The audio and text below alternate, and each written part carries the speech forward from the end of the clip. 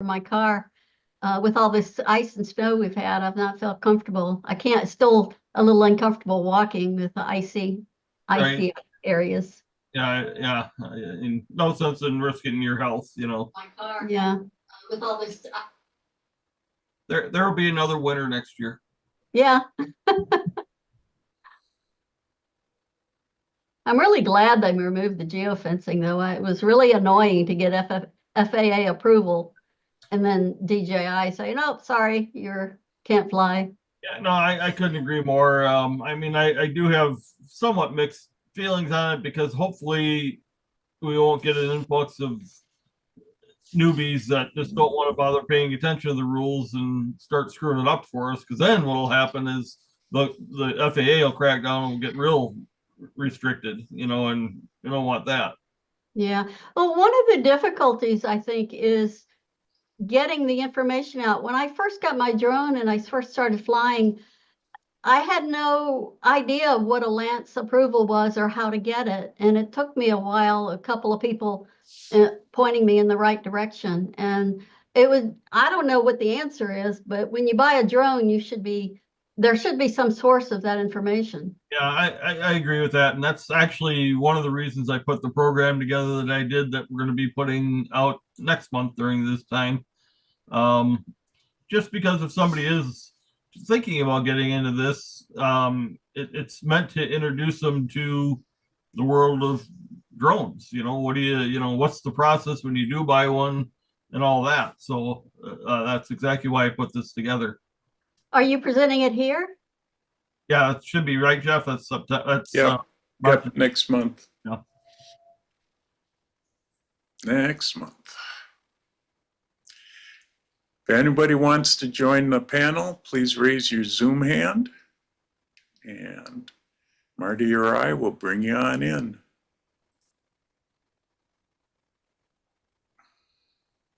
A couple of them here. Some new names.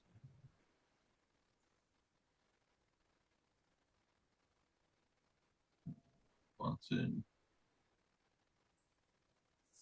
Yeah, we're getting a good turnout. People slowly.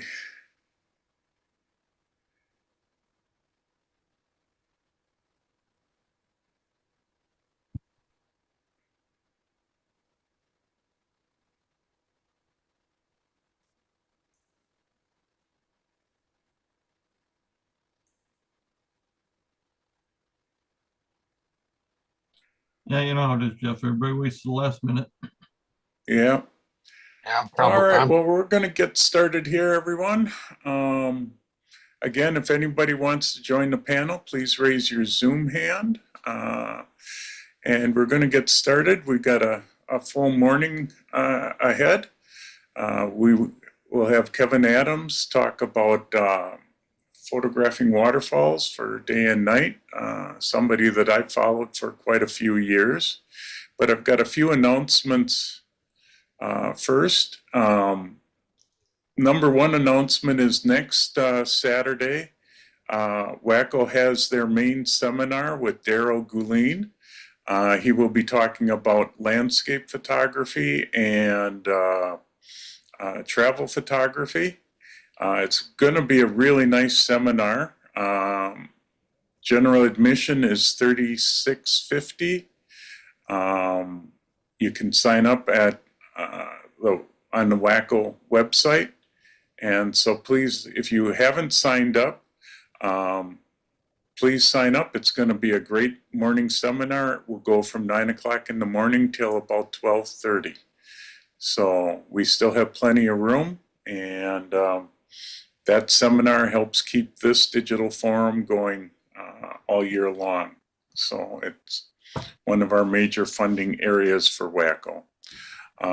For those of you in WACO camera clubs, the WACO competition is now open and accepting entries.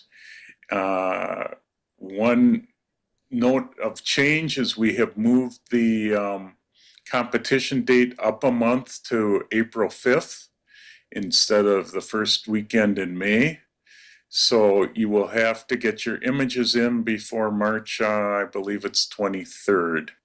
So get your images uploaded, and don't forget that it's going to be a month earlier because I had too many things going on that first weekend in May.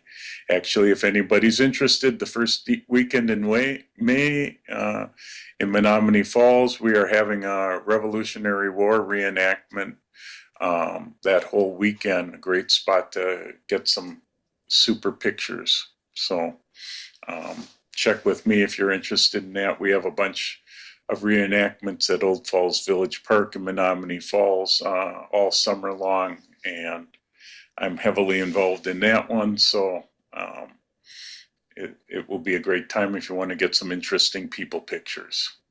So let's get started here. Kevin Adams is a naturalist, writer, teacher, and photographer with a lifelong passion for nature. He is an author and photographer of 10 books and a skilled instructor who leads photo tours and workshops. Known as the MacGyver of photography, he designs and sells unique products for night photographers. Kevin lives in Waynesville, North Carolina, with his wife Patricia and a lovely household of rescued cats, plus a few uninvited but persistent wildlife visitors.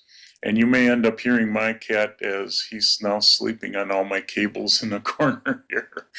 But he will be talking again about photographing waterfalls day and night. I have been following him for quite a few years. He may have noticed the shadow behind him all the time, who knows, but he has some really great photography. I've been looking forward to having him on, and we finally were able to get this worked out. So let me just change the spotlight, and where'd it go here? Replace spotlight. There we go. There's Kevin. Thanks, Kevin. Welcome. You, Jeffrey. Thank you very much, and thank you everyone for being here. I'm really excited about this. So I guess I need to share my screen right off. Is that right? Sure. Okay, we'll get this going. And now,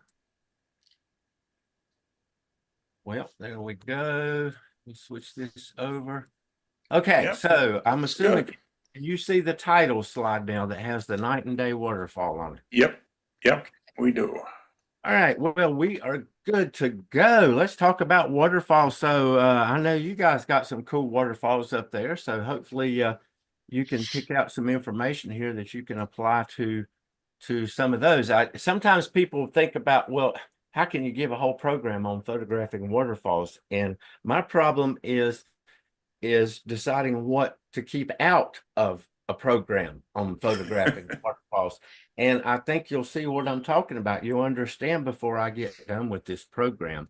It's just so exciting, and there's so many different ways and approaches that you can whoa, that was not supposed to be the next slide. What is going on, my friends? Okay, this is embarrassing.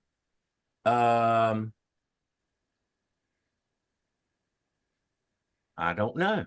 Oh, I'm sorry. Okay, so all right, we're going to talk first about it's just not good when you start out like that, but I promise that I'll get better as I go along. Okay, so I'm going to start out by telling you a little story here.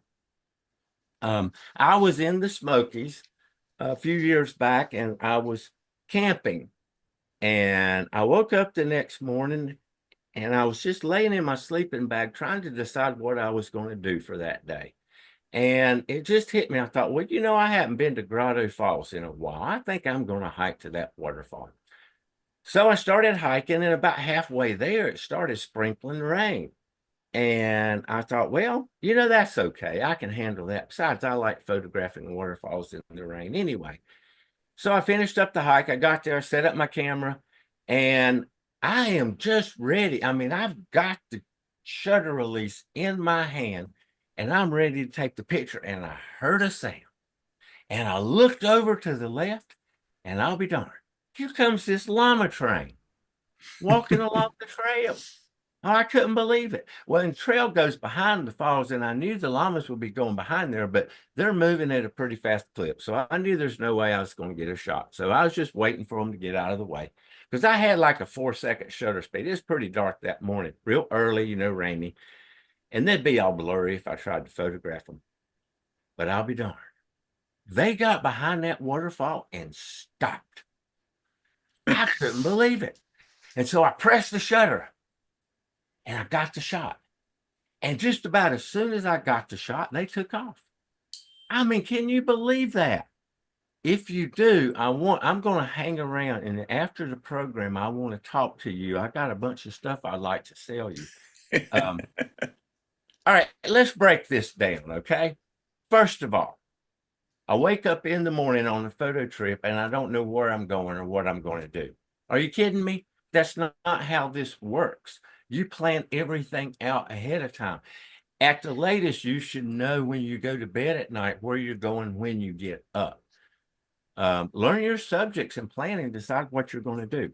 Next, it started raining on the way and surprised me. No, it didn't surprise me at all. The reason that I chose that hike was because I knew it was going to be the ideal conditions for me to photograph that morning, which is for me is in the rain, as you shall see. And the biggie, I was surprised by the llama train. No, I was not surprised. That is exactly why I was there on that day, because I knew the llama train was going to be going. The llamas supply LeConte Lodge, which is a walk-in lodge, a hike-in lodge on top of Mount LeConte. And so I did my research. They go Monday, Wednesday, and Friday, very early in the morning. I called the lodge. Do you think it'd be okay if I got up with the guide and photographed? Sure, no problem. So I got there. I was there like an hour before he showed up, way in the dark, and we talked about it. And so made the arrangements that when he got to a certain spot, I was going to yell stop. And then when I got the shot, I was going to yell thank you. And that was it. And that's the way it works. I mean, you're going to get, if you're out there a lot, sure, you're going to get some good shots just by serendipity. But if you count on that, if you depend on that, you're going to be disappointed. You need to plan your shots. And so let's do some planning for waterfalls and how we might photograph them. So very often for waterfalls, for me, it's getting out in the rain, because that is, for a lot of waterfalls, the best time to shoot them, for sure. Rain has the ability to, it softens the shadows, the water droplets, the moisture droplets. It's like a gazillion reflectors and diffusers and stuff. So you don't get the harsh contrast. So especially if you're photographing in the forest, waterfalls in the forest like we have here in Western North Carolina. I'm not as sure as much about where you're from, but out west or more out in the open. I know that, but we get a lot of contrast in the forest, and you can't photograph the waterfalls when you're in the forest on a sunny day. But if it's raining, wow, it's good. And rain's even better than just a regular overcast day, because you can still get some contrast on an overcast day in the forest. So, and the other thing about rain is it wets down all the rocks and the foliage, and so it saturates that foliage and it prevents the rocks from hot spotting. Those dry rocks, sometimes they can just become very big distractions. They get all white, they take your eye away from your subject, and that's not what you want. And if you have fog too, then it's really cool. What the fog is doing in this scene is it's preventing the overcast sky from being distracting. If you see it up here, can you see my mouse at the top of the waterfall? Yep. So Yep. this V shape right here is sky. And if I photograph this on just an overcast day, this shot's not going to work nearly as well, because that white overcast sky is going to blend with the white waterfall. It's going to draw your eye to the sky, and it's just not going to work as well. But see what that fog is doing to it? Making the shot work very well for that. I wouldn't even shoot this if those rocks were dry, because these particular rocks anyway would be so light colored, it would just be very distracting. But with the rain wetting everything down, we get super saturation on that. You don't need to use the saturation slider in Photoshop. You get it automatically. The same thing here. Nice rainy day. Everything is just soft and smooth and saturated. God, I love photographing in that. Now, it does present some issues. It's raining, so you have to deal with that. And this is how I deal with that. I hope you can hear this okay. So I talk all the time about shooting Can you hear that good? Yep, yep. Okay. All right, we'll carry on. in the rain, and I literally mean shooting in the rain. Unless it's just a huge downpour, I'm out in it. This is what I use to stay dry, or more importantly, to keep my camera dry. I'm not as concerned about myself. This is a simple setup. I just got a clamp at the man store. You know what the man store is, Lowe's or Home Depot, right? So just got a simple little hand clamp there. I've got a small ball head attached to it so that I can turn the umbrella in any direction I want. And to the ball head, I have a dowel rod where I cut a short section to make a handle, and I bored a hole in the end of it so that it would accept the umbrella. Now that's very important. I don't want that permanently attached, because once I'm ready to start shooting, I want to move the umbrella out of it and hand hold it so that the vibrations from the rain don't shake the camera. It works very good. It does indeed. In fact, it works so good. I had so many people asking about it and stuff. And so I improved the design a bit, and I actually manufacture that now. It's called the Rain Break, and I sell it on my website. Now, I'm not trying to sell you one. In fact, for you do-it-yourselfers, if you want to make one, get up with me, send me an email, or give me a call, and I'll talk you through how you can make one for yourself to work. But let me tell you something. If you buy one from me, you ain't going to get that leopard skin umbrella. I'm the only one that gets that, okay? Yours is going to be black. Sorry. All right, so let's talk about different times to shoot. You hear all the time, right, about you want to photograph early in the morning, you know, when that sun's low on the horizon, and get those golden colors, the sunrise and sunset situation. And that's true. The problem with waterfalls, at least waterfalls in my neck of the woods, is it doesn't work. The waterfalls most of them are tucked in the forest. We have I can count on one hand the number of waterfalls that work okay for photographing right at sunrise and sunset. A lot of our waterfalls don't even get sunlight until a couple of hours or even more after sunrise. And a few hours before sunset, they're already in the shade. They're all tucked in the forest. Now, if you're out west, it's a different situation. Or if you're not in the mountains, the high mountains with a lot of trees, then it might be. But for us, we can't do that. So I treasure the ones that we can. This is the best one in North Carolina for photographing at sunrise. This is Bridalveil Falls in DuPont State Recreational Forest. Unfortunately, now you can no longer hike at night in the forest. They don't give permits for that anymore, so you can't legally actually get this shot now. But I am right there, right when the sun's coming up. And actually, I spent the night at the waterfall, so I did a lot of night photography. And then this is the twilight shot that I made before I shot the one that I just showed you there. Now, I can't show. I'm not able to show you any more sunrise or sunset shots because, like I say, there just aren't any in North Carolina that work well for that. But here's what I can show you: you can do this anywhere. And you might not think about this as much, but this is really cool. While the sun may not hit the waterfall, and you may not see the sun itself, it's blocked by trees and stuff. That early morning sun, right after sunrise or just before sunset, very often will illuminate the trees or the mountainsides above the waterfall. So you can get that juxtaposition with the cool bluish waterfall and the warmer trees at top. I love doing this. And this would have been a disaster back in the film days, but our digital cameras are so good. It can handle that contrast. And I rarely have, and I do bracket the exposures quite a bit just in case. but I rarely have to blend exposures or do any HDR. I can usually get it in just one exposure just by doing a shadow highlight adjustment, as I did with this shot. I really enjoy doing that. And here's another one. This one, I will admit the contrast was too great and I had to do some blending. But so the sun has just come up and it's hitting the trees, as you can see at the top of the falls. But look down there at the bottom, it's going to be at least 2 hours before the sun's going to hit the bottom there. But we can get this shot now. Now we got to move quick though. You have to hit it just right and watch that, because if the sun gets too high so that it becomes a white ball instead of a yellow ball, then you have way too much contrast even when you try to do blending and stuff.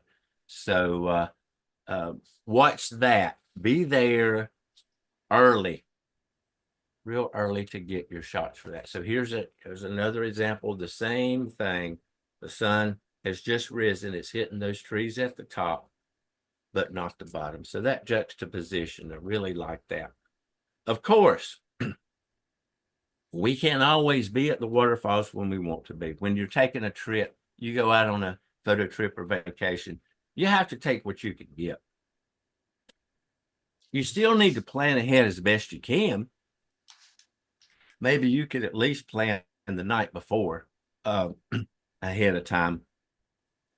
So if it's sunny and you got no other choice here with that, you can't wait.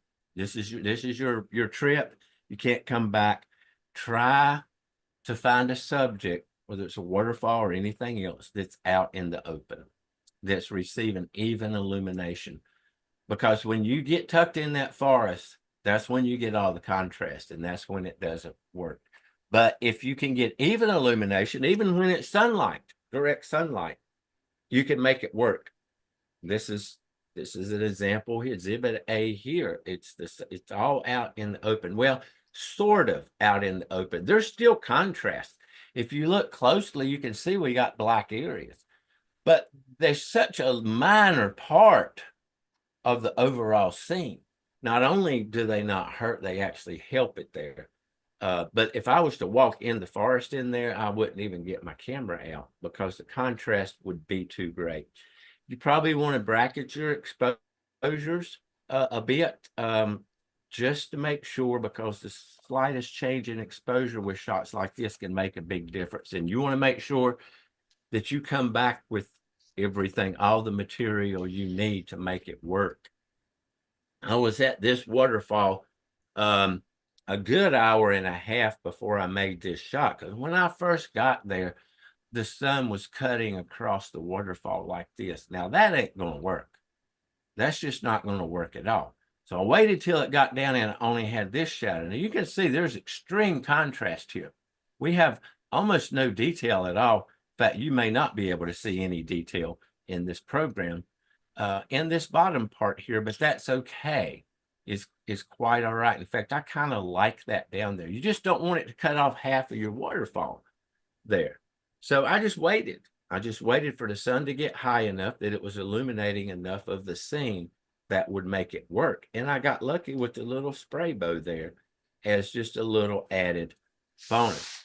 And when I finished photographing this, I scrambled up and I got on this ledge right here so I could photograph this drop of the waterfall. Now, at that time, as you can imagine, this is going to be fully illuminated. There's not going to be any shadows whatsoever around it. So I'm going to be in total sunlight for that, but that's okay because it's even. The entire scene here is covered. Now, here's a situation where I like to bracket exposures, not because I'm not certain of what it is, or not because I just want to make sure I have all of the material I need when I get back to the computer, but for the look that I'm after. So very often what I'll do in a case like this with backlit situations and side lit situations, and especially with waterfalls that have white water, is I'll drop that exposure down quite a bit from what the camera recommends it to be. Now, did you notice how I worded that? I didn't say that I underexposed the scene. See, I have a little bit of a thing with that when people say I purposely overexposed or underexposed. Well, no, you didn't. You got the exposure you wanted. If you overexposed, then the photo's too bright. And if you underexpose, it's too dark. So don't say it like that. Say, I exposed it to get the look that I wanted. So what I did, I liked this shot here, but I also took another shot where I dropped the exposure down a couple of stops from what the camera recommended so that I would get this. I call this proper exposure. I don't call it underexposure. This is what I wanted. So doggone it, I got the right exposure for it. But you can see the difference in it, okay? I like them both, like I said. You might just get this and walk away and see what you'd miss. So do some bracketing there, play around with it. And same thing with shutter speeds that we'll be talking about coming up. And then you get a whole new look in your shots. Very effective, this technique is with shooting sun stars. The technique of dropping that exposure down. When you have the sun in a crisp blue sky, not one with haze, there can't be any clouds, thin clouds blocking the sun. It won't work. It's got to be perfectly clear, like after a front comes through and it clears out the air. Then you can get cool sun stars like this, and it's very easy. All you need to do is just stop the lens down to say f16 or 22, get that really small hole. And then what happens, you have that really tiny hole for the light to go through. And that bright light, it sort of bends around those aperture blades. And that's what creates the sun star. And if you want to know how many aperture blades somebody has, then you just count these rays, 1, 2, 3, 4, and then that'll tell you. But what you want to do for this is you want to lower the exposure from what you normally shoot, and certainly from what the camera might recommend. 2 stops is good. It usually works pretty good. And hand hold it. Don't put it on a tripod because you're going to spend too much time looking at it and it could hurt your eyes. And if you do, if you look through the viewfinder to compose like I do, don't look directly at the sun to it. Look away from it as you compose. And then you get this. It's pretty cool, huh? Use a wide angle lens. Don't try to shoot a sun star with a 500 millimeter lens, okay? Unless you got some solar filters over it, because you don't want to hurt your eyes for that. So same thing here. This is a messed up lens here. I don't know how many aperture blades it has. It's hard to tell with this, isn't it? But so it just adds a little bit. See, I might not even take, well, I guess I would take this shot like this if the sun wasn't there. But I really like it a lot better with the sun in there, don't you think? I think it works a lot better for that. So think about that. So there's just some things that you can do when you've got those sunny days. And the lighting is just not perfect for other things. Foregrounds, gosh, I'm a foreground fanatic. I look for foregrounds first. I'm serious. I'll be hiking up to a waterfall and I'm looking down at my feet before I ever even look at the waterfall and saying, is there something good that I can, a rock, a log, a whirlpool in the pool below or something like that, a pothole that I can use as a foreground. There's a couple of techniques that you can do here. One is what I did here, is where you take a wide angle lens. You get right up on that foreground, whatever it is. You usually have to tilt the lens down so that you're not including too much sky or stuff above the falls. You want to get a good composition. And you get right on the foreground. I'm inches away here. When you do that, it makes that foreground big, look big, and it'll make the waterfall look smaller. So keep that in mind. If the idea is to keep that waterfall looking as large as it can in the frame, don't use that technique. You want to use a 50 millimeter lens, you want to shoot from eye level and shoot straight onto it if you want to do that. You can still include a foreground, but the foreground is going to be a minor part, and people might not even realize that you tried to put a foreground in there if you do that. So here we have that technique with my favorite kind of foreground, which is a pothole. If those little potholes, if you come up to them, if they don't have water in them, just put some in them. Take your water bottle and however long it takes and fill it up and put some in there, and it'll look a lot better, I think, with that in there. Love those potholes. And you can see that technique is just getting right up on it. I'm probably about, I think I was 9 to 12 inches away, but I'm using a wide angle lens, okay, a really wide angle lens, like 17 millimeter wide or so. And I don't do focus stacking. I don't need to. There's plenty of depth of field with that wide angle lens when you're not covering any more distance than this. I mean, it's not like I'm shooting the Milky Way in the background with it. So a single exposure, or you don't have to do the focus stacking with it to do it. So look for those. That's going to add some emphasis, some extra. Those leaves were already there, by the way. I put leaves in. I don't mind it, but I didn't have to with this one. They were already there. So here, this one's interesting, all right, because I noticed that whirlpool, but there weren't leaves in it when I first started. But I still wanted to shoot it, even without the leaves. And so I started setting up. Well, there's a lot of rhododendron all behind me, and they had these yellow leaves on them. Just getting ready to fall. And in the process of me setting all of this up, I kept bumping up against it with my tripod and my arms and all that sort of stuff. Every time I'd hit one of those rhododendron, more leaves would fall into that whirlpool. And it was just really cool that happened. And then I was able to get the shot that I wanted. Okay, how many of you believe that one? Of course not. I put those leaves there. I went around, I got the composition, what I wanted, and then I went around on a leaf collecting journey, and I picked up a whole bunch of leaves and I threw them in there. Now, what I did have to do with this, even though I've got good lighting here, but remember what I said, you can still have contrast, too much contrast to work. That whirlpool's in shade. And since we have that dark shady area and the white water, and the trees in the background, even though they're not getting full bright sunset, they're getting a lot of light. It's just too much contrast to make it work. And because I wanted a long shutter speed, so I get movement in the whirlpool. So that's big there. So luckily with this shot, I had an excellent transition so that I could just shoot 2 exposures. You see, we got this transition right here between the dark area, the foreground, and the lighter area in the background. So I just shot 2 exposures, one for the foreground that's probably 30 seconds long, and then one for the background. And then I stacked. This is not an HDR, okay? You don't have to do that. This is so simple. It's simple to say in here, but you have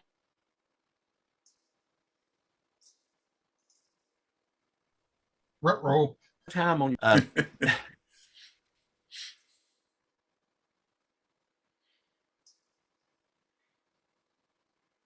Hopefully he keeps coming back. He warned us that this might happen, so. Please stand by. Due to technical difficulties beyond our control.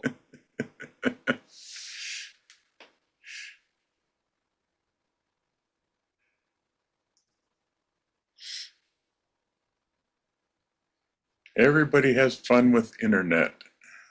Yeah. It's been quite interesting so far, Jeff. I'm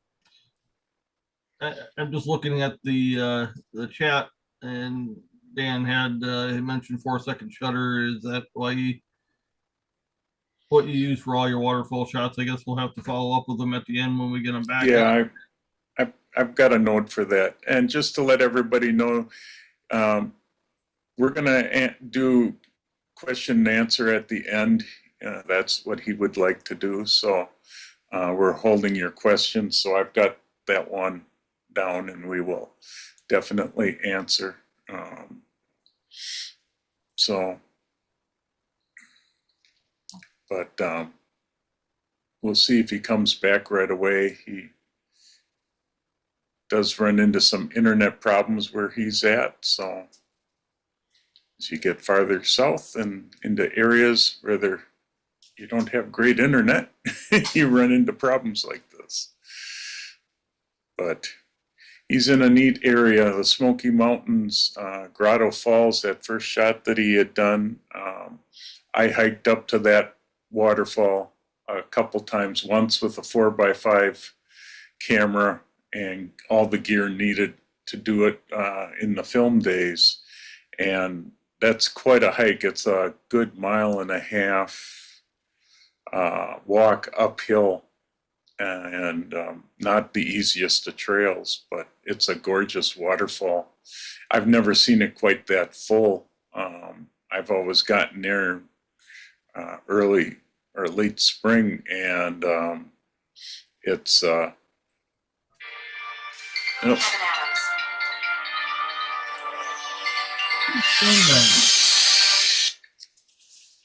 hi, Kevin.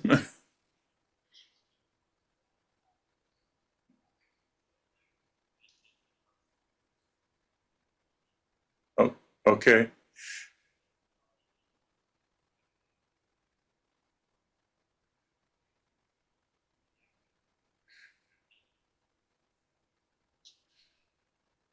Sure.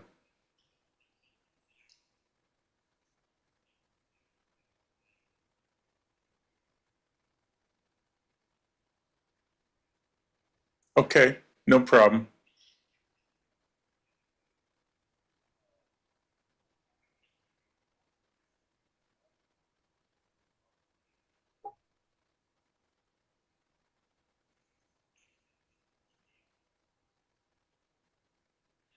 Sure. Yeah, we'll get into some other stuff for the time being. We'll wait for you to try to get back in, and if you can't make it, we'll figure another time to get you back. Yep. Nope. We're enjoying it so far quite a bit, so we sure hope you can come back today. Yeah. Yeah. So no problem. Soon as you can get back in, come on back. Alrighty. No problem. Bye. He must be using Starlink. Huh? It could be. Yeah, Everything's a mess over there. So it's completely out by him right now for some reason, and he said it usually comes back right away. So we'll just sort of tap dance for a little bit and hope that he gets it to come back, and Where in then North he'll Carolina continue. is he? What was that, Drama? Where in North Carolina is he? He's in Waynesville. I'm not quite sure exactly where that is, but Kind of in the, well, you could say kind of in the middle of the state, but it's, yeah, he's in the middle of nowhere. yeah, yeah. in the hills, So yeah, it could very well be Starlink, and sometimes they get some gaps or problems with it. But he's Yeah, going to just- try to get. I just said that as a sarcastic remark. So Yeah, but knowing that he is in the middle of nowhere. There he is. He's back. I'm back. Sorry about that, guys. All right. Let me No reshare problem. here. As I was telling Jeffrey a few minutes ago, I've been lucky. This is the first time that has happened. But I knew it was going to at some point in time. So Yeah. get to be the lucky ones. Okay, so as I was saying, sometimes this is easy to say and hear, but not to do until you've done it one time. You take one shot for the foreground, one shot for the background. You stack the two as layers in Photoshop. You select one of those layers, let's say that top layer, and then you create a layer mask on that layer, and then you go over and grab the brush tool. And then you just brush out the bad part. Let's say if that top layer has the overexposed foreground because it's the one that you exposed for, background, because it's the one that you exposed for the whirlpool, you just brush out the whole top of that that layer and it reveals the properly exposed one underneath, and then you flatten the file. Google that, and you'll come up with a lot of YouTube videos, and you'll see it is really a simple thing to do. You're not getting into the HDRs and all of that stuff. This is a single exposure here. Now I could just say I would not shoot this if it wasn't kind of foggy like this. If it was just overcast, it'd be too much white from that sky showing through the trees, and it just wouldn't work very well. But it's okay for me with the fog. Now, the whirlpool down there, I had to put leaves in that, and I had to keep putting leaves for every shot because they kept washing out. And so I just collect up a whole big handful and just throw them in there, and then I get my shot. And I don't remember, it's probably about a 20 or 30-second exposure. And yeah, you can shoot that long during the day if you got a polarizing filter and you stop the lens down to f/22 and there's very little light there to begin with, and you use the lowest ISO setting that you have, you can do that. You can get those long exposures like that. So what do you do if the strong foreground is in the middle of the creek? Anybody? You get your butt in the middle of the creek. If it's safe to do so. And here it was perfectly safe for me to do that. I mean, I'm not about to stand on the edge and get a shot when there's something like this that I can get if I just get my feet a little wet. I mean, big whoop, right? So that's what it takes. And even here, even in wintertime in cold, icy water. So the thing about this one now is this waterfall is right beside the road. It's Looking Glass Falls.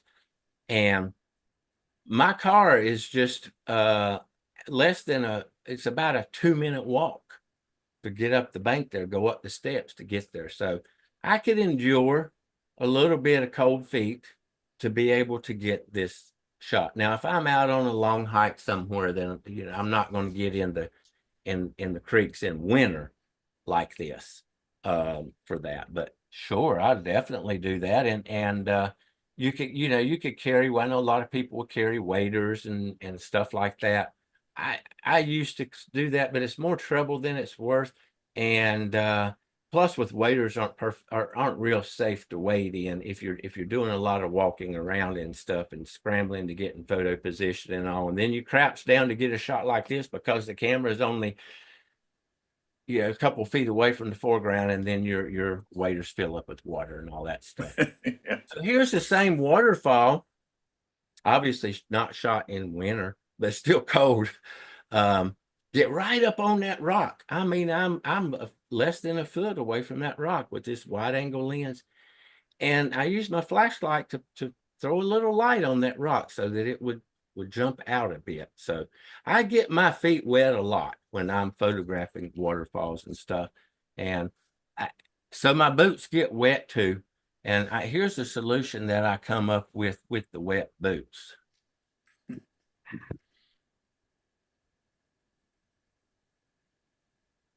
I have 2 pair of boots with you at all times. That way, one pair is dry that I can change into, get out of these wet ones. And to get these wet ones dry for the next time, I've devised a system with what I call my boot dryer, where I can dry my boots while I'm riding down the road. Let me show you how it works. So my boot dryer attaches to my vent using Velcro very easily. Just run these hoses down into the boot, turn the fan on high heat, 30 minutes, they're dry. It works really well. Now, I will say this. It doesn't work that good. I don't use that anymore with my leather boots because I figured out that all of those wet dry cycles will shrink the leather up. And so it shortens the lifespan of the boots. But with synthetics, it would work great. With leather, you just need to let them air dry. All right, let's talk a little bit about composition here. My rule of composition for any photo subject is to try out all possible angles for it. And there's 7 potential angles for any subject, potential ones. Here's the 6 of them.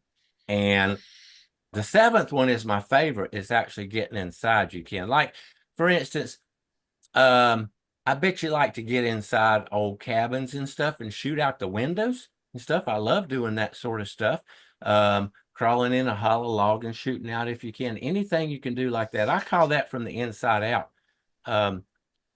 But the idea for all of them now is you can't visualize the shot and determine if it's going to be a good shot from the first place you walk up to. So you hike a trail to the waterfall and you come up to it and you got that first view. We all do this.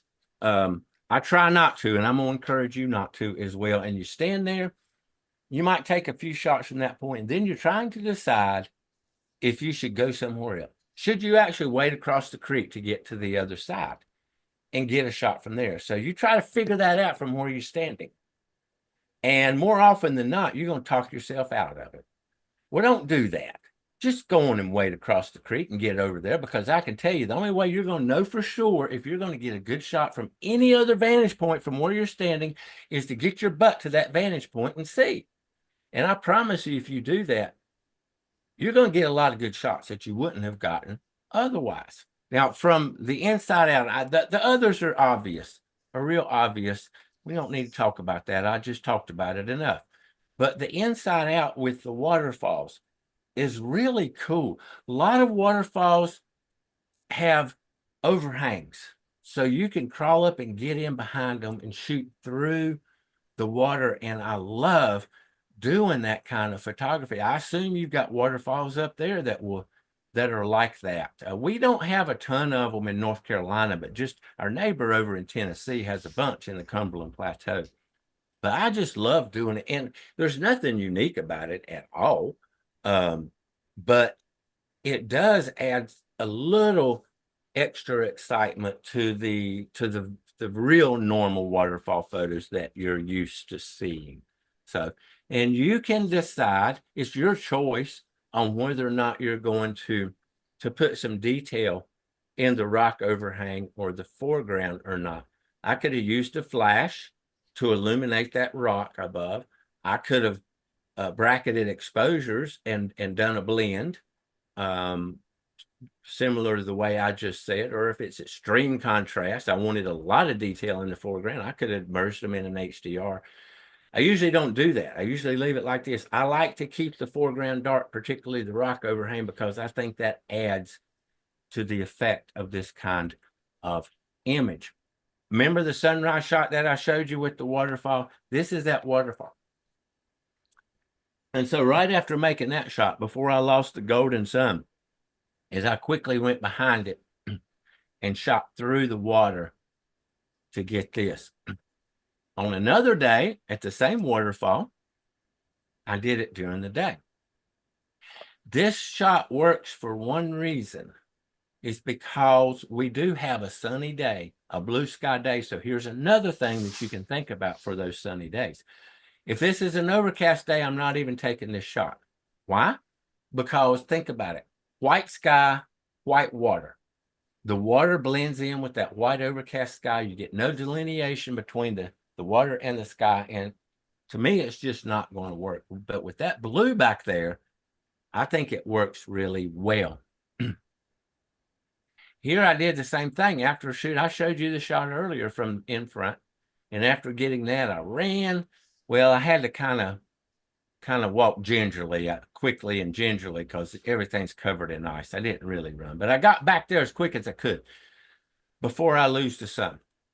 And to get this shot, shooting through the water, the frozen water and icicles. The curvature effect on this is because I use my fisheye lens. I don't use it often, but when I do, I need it, and I really like the effect that it gives to the shot.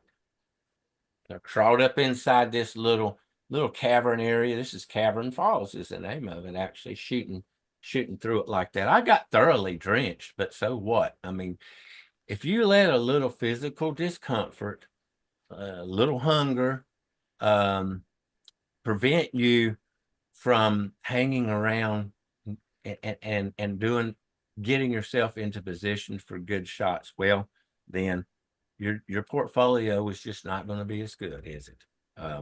So think about that. Really, really work the scene. I can't tell you how often I lead a lot of photo tours, a lot of waterfall photo tours. We go out during the day. I've got night photo tours where I take people out and photograph the falls at night. And I can't tell you how many times I see people will go up to a scene and they'll take a few shots and then they'll just kind of hang around and wait for the rest of the group. And at some waterfalls, I'll admit, there's only maybe even one good shot that you can make. But I like to see people spend a little bit more time thinking about that, because very often there's a whole lot more that you can do. When you have a waterfall like this, especially, what a shame if I had made this shot and then just walked away and didn't spend more time. Think about it. There's lots of other shots, just even within this scene, not counting where if I move my position or I expand and get other areas in it. Just within this scene, think about all the different things you can do. You know, a vertical shot with the waterfall here, a tighter shot that comes in that just gets the oh gosh, a Virginia creeper here and the water coming across like that.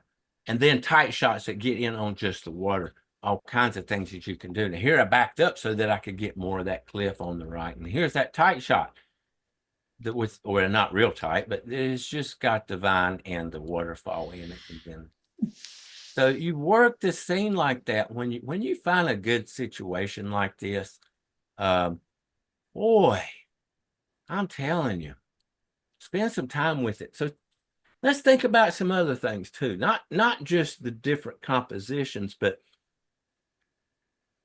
pay attention to the lighting that's on the waterfall and compose for that lighting so that your composition is taking advantage of the particular. So I wanted to get an overall shot of this one, of course. But I paid attention. I thought I liked how, okay, our water here has got light. It's white. It's going to show up good.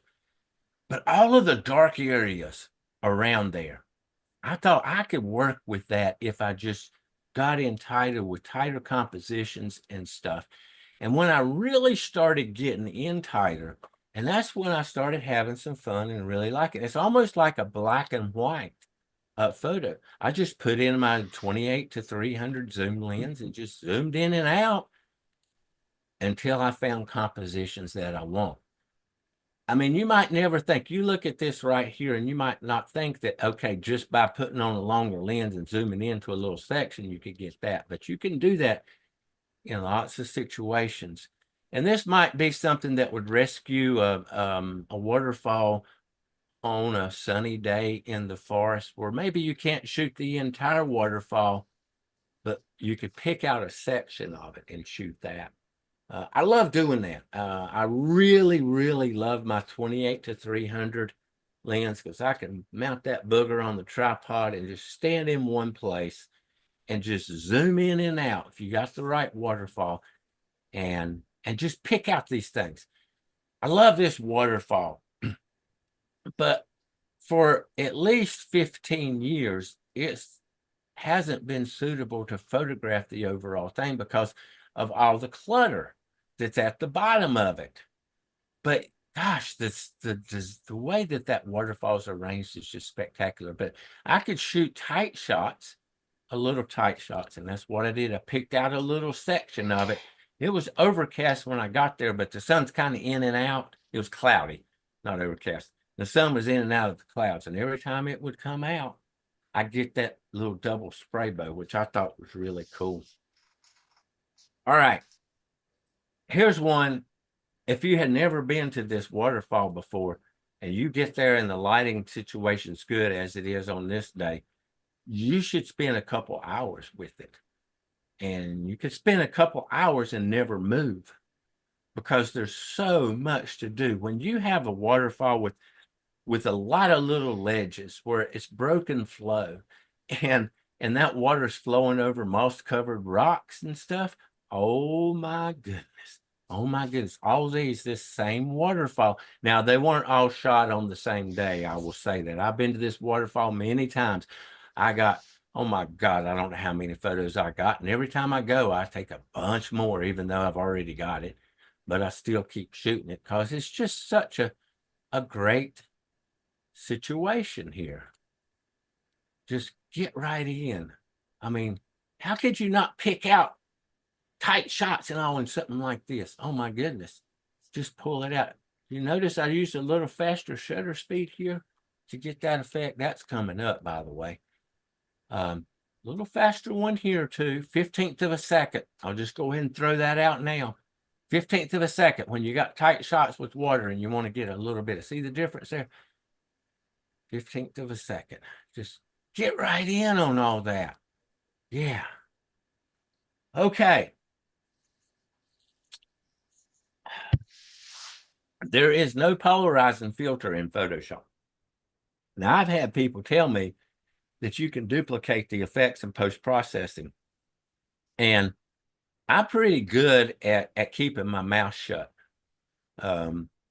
Pretty darn good at it, but I just can't keep my mouth shut with that because I'm sorry, you cannot duplicate the effects of a polarizing filter in Photoshop. You can do certain things with it in post-processing, but you cannot get the same effect. You just simply can't do it. So if you want to remove the glare from the rocks, the water, if you want to saturate the foliage, then you need to use a polarizing filter.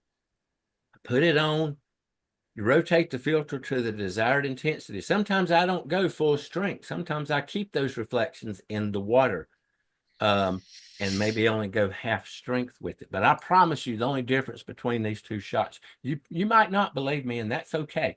If you haven't been using a polarizing filter, get one and go out and you're going to run across this. You'll see it for yourself. Here, which one do you think is the polarizing filter? That's right. It's the one on the left. And you can tell because there's no, look at this rock here and look at this rock here. The glare's removed here.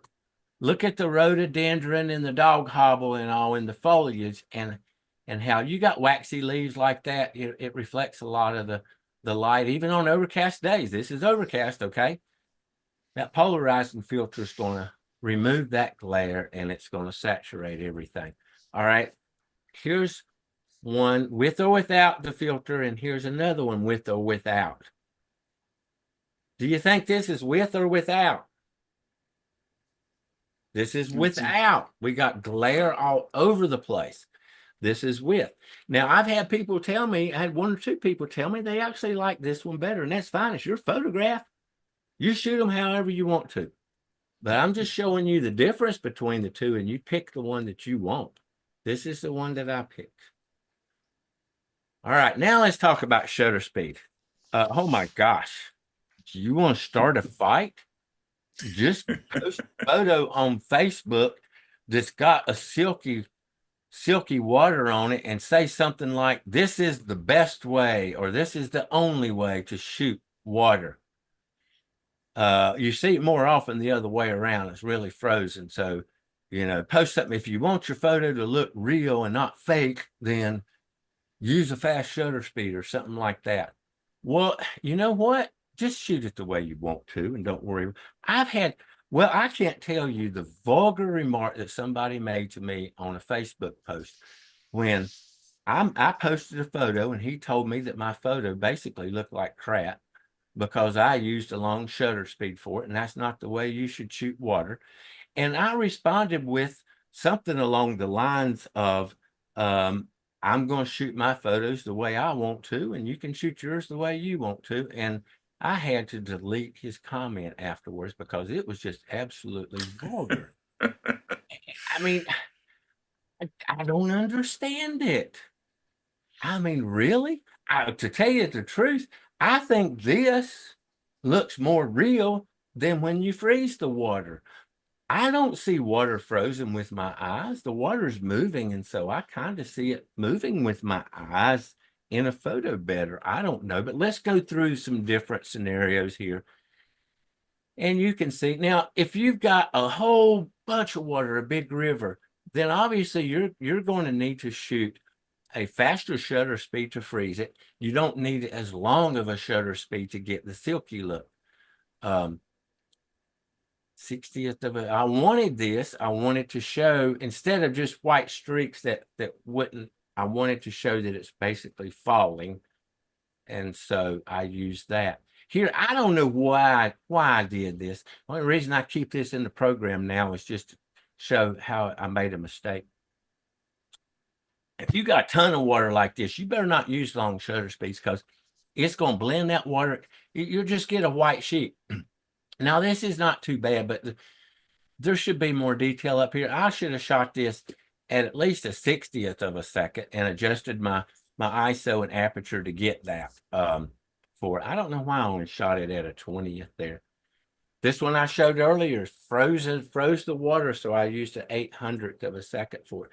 Bracket your shutter speeds, okay? And don't pay attention to your LCD when you do that. Please don't look at the back and then delete one, okay? I think you should only delete photos on your computer screen. You need to come back with everything, okay?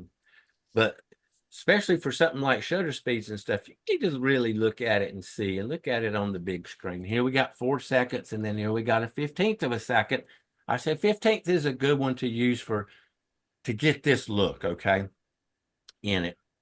I kept both. I like both of them. Actually, I don't know which one I like the best here. I guess I really don't here. So bracket your shutter speeds, try all different kinds of them. Don't let anybody tell you that the silky look is wrong. You just shoot them the way that you want to shoot them. And I hope that you don't get that guy come across making comments on your Facebook page. I mean, it was nasty what he said. Why? Yeah. Why? Gosh. Okay. So I'm not a people photographer. I don't do portraits. I've gotten to where I'm starting to enjoy it, but I like to photograph people in the landscape, not just portrait types of photos. This is my lovely wife, Patricia, and this is a typical kind of photo that you might make at a waterfall. I like it, but I don't do a lot of this because it's commonplace and stuff. So what I like to do is come up with other ideas for using people at the waterfalls, like this. I got my friend Donna to pose. She put on this really cool witchy outfit and wig and stuff. And then I posed her at a waterfall. She's standing behind it. And obviously, well, actually, that's not obvious in it. She could be standing in front of it, but she's standing behind it. And because it's got a big overhang on this one. And then I'm illuminating her with a flashlight. A flash is just kind of hard to direct that light, and it gets harsh and everything. So I use a flashlight, and then I take several exposures, and I do separate exposures for the waterfall. We'll talk more about this coming up in the second half of the program with the night photography. And here's another one that I did. I wanted to recreate that scene in the Last of the Mohicans when they're behind the famous behind the waterfall scene where Hawkeye's talking to Cora and he's saying, "I will find you," and then he jumps through the waterfall. Really cool. Well, I wanted to duplicate that, so I did my research. I figured out how to make these torches and all that, and we got behind that same waterfall. I've got it just quickly. I set up an LED light panel behind it, dialed it to blue to give that deep twilight look. I made that torch. That you take toilet paper, you roll it up you make a rope out of it, you wrap it around there, you dip it into lamp oil. The movie industry has something else, but lamp oil works really good. Set it on, that thing will burn. It took us 15 minutes to make this shot, and our torch was still burning. I made all the stuff for it. Well, actually, I didn't make. I had some old leather, so I made his breechcloth. But this is the tool bag that came with my bike rack to hang around. I wanted all the stuff to look just like it was in the movie. Here's the embrace scene. I didn't have a white dress to give her to wear, so this is my white dress shirt that she has on. Okay, a little bit about the seasons here.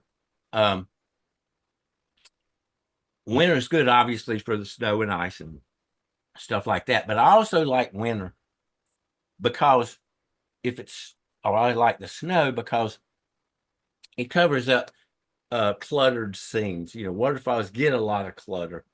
That one shot that I showed you, that waterfall that I really like, but has all those fallen logs and stuff. If I could happen to be there when they're all covered in snow, then that could work because they don't look cluttery when you have that. Now this is frozen spray, but it's doing the same thing because this is a real weedy growth here on the side of this waterfall, and it wouldn't look nearly good without that frozen spray on it. And with overhanging waterfalls, you get, if it's real cold for extended periods, this is what you get. You get that volcano that slowly builds up, and it's cool. With spring wildflowers, there's not that many waterfalls, or at least we don't have that many where you can get this kind of shot. And when you find one that you can, you need to be extremely careful. I can't tell you how many times I've seen photographers, they're always so careful not to harm their subjects. I mean, really careful. They don't want to destroy what they're photographing, but in the process of not destroying what they're photographing, they're destroying everything else around them where they lay down on the ground or plop their pack down on top of a wildflower or something like that. So if you got a whole bunch of wildflowers around, you just got to be really careful not to do that. Like I said, there's not that many. I'm right up on this with the wide angle lens, right? I mean, inches away from this flower. And sometimes you might have to, you could do focus stacking, but I couldn't here if I wanted to because this guy's blowing in the wind, not good. As it turns out, I don't have enough depth of field fully to cover back here, but I don't care. Here's the focal length or the focal point of this is the wildflower, and I've got plenty of depth of field here. Also, I did a lot of shots where I focused on the flower and then focused on the water. So I do have some where the trees back here are in focus, and I just stack those two together, not a focus stack, but using the technique that I just mentioned. Summer only works for me usually if it's rainy or foggy or something like that. All the people out, the haze and stuff, the lighting just doesn't look as good, but with rain, oh boy, it can do really good for that. And of course, fall, fall, we don't have to spend a lot of time there. You get that fall color to shoot. So here we go. We'll wrap up the daytime shooting here. It's really very simple. If you follow these five tips right here, you're gonna make some good waterfall photos for sure. All right, you ready to have some fun? Yeah, let's have some fun. Ooh, so with any night photography, or most any night photography, you know, cityscapes and street photography accepted, something like that. But if you're photographing nature at night, you can't do like a daytime photographer. A daytime photographer and just go out and photograph what he sees, but you can't do that at night because, hello, you can't see anything. So you photograph what's up here, what's in your mind. You need to learn what happens when you use great big wide open apertures and really high shutter speeds and long shutter speeds and really high ISOs, how that affects different subjects. And then you can start to visualize your photos ahead of time, and you go out with that image in your mind. You actually create what's in your mind, just like a painter would reproduce what's in their mind onto a canvas. That's the way you need to think about it, because if you don't, you're going to miss some really good shots. 99% of my night photography is that it's going out and getting the shot that's already in my mind. So back to Mount LeConte and Grotto Falls. Remember, I showed you up front, the llamas went behind it. Well, hikers do too. So if you were up at Mount LeConte and you were hiking back and you didn't do your time well, and you get behind the falls and it's already dark, you still got 1.5 miles to go. If you're not thinking like a night photographer, you just want to get back to the car. And so you're shining that flashlight straight ahead. But a night photographer is going to think, wait a minute. If I take my flashlight, maybe if I put a blue gel filter over the light to color the light a little bit, and I just pointed at the waterfall instead of the trail in front of me, then I can get this. Wow. You don't see this with your eyes. This is what you see with your eyes. You see this with your mind, because you already knew that if you shine that light there and you kind of move it up and down like a paintbrush, then that's what you're going to get. So we're just like painters, except a painter has a white canvas they start out with, and they put pigments on that canvas to create their scene, their image. We start out with the black canvas and we put light on it, and it's our canvas. It's your canvas. You can do whatever you want to it. You can throw that light into it however you want to. It's important to remember that. So this might be your black canvas at a waterfall. Sure, you're going to see some stuff. You'll see some stars. Once you process the stars out, they're going to show up better though. But so here's your black canvas. And you pull out a flashlight with the blue gel filter and you paint a little bit onto that black canvas and you get the waterfall. And then you take a waterproof flashlight and you take a bigger gel filter and you wrap it around it, maybe put a rubber band around it to hold it in front, and you stick that flashlight under the water, you can paint more of your canvas.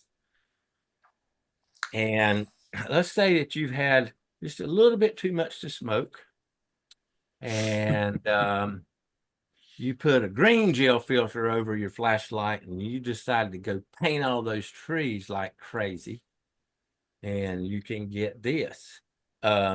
I'm embarrassed to say that I didn't actually do this as an example. It ended up being an example shot once I saw it.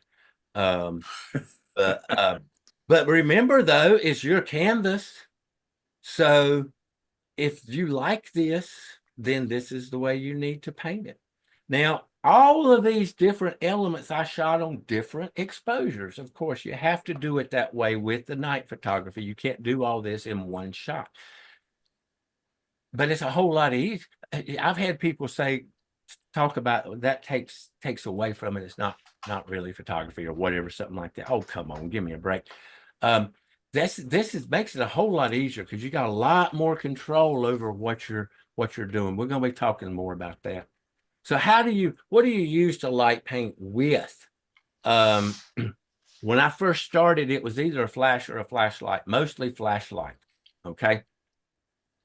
Flash for me is useful only when I want to freeze motion. It will freeze the motion of your waterfall like this. So that can be very effective for shots. A flashlight, you're going to have a longer exposure. So you're going to get that silky look that a lot of people think is fake and is not even photography. Camera flash, we freeze the water.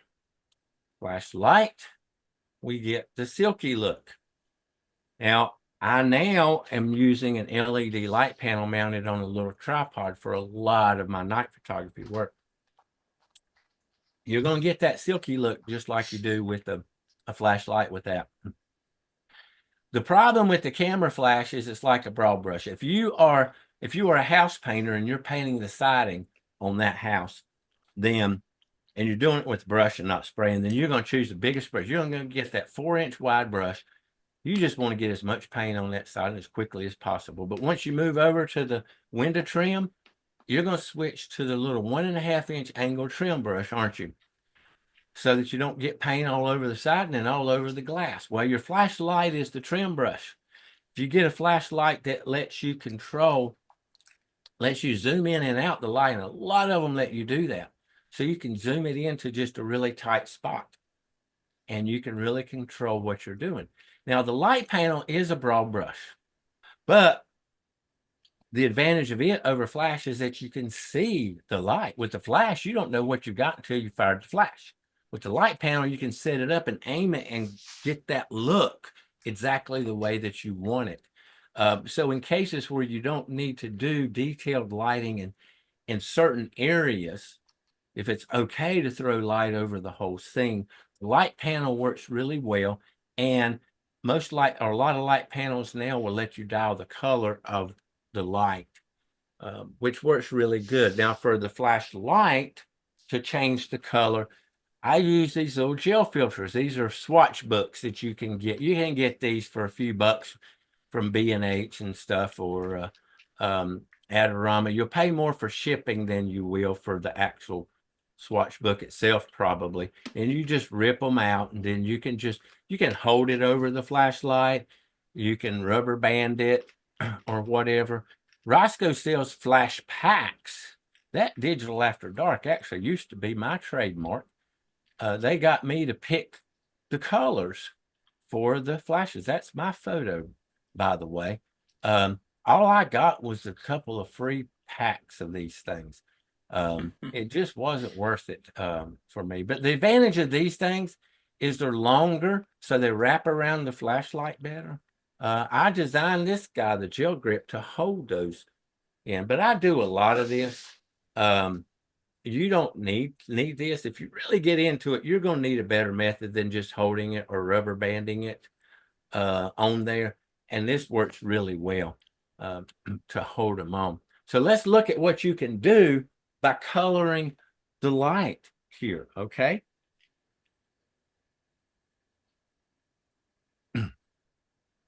Remember, it's your canvas, right?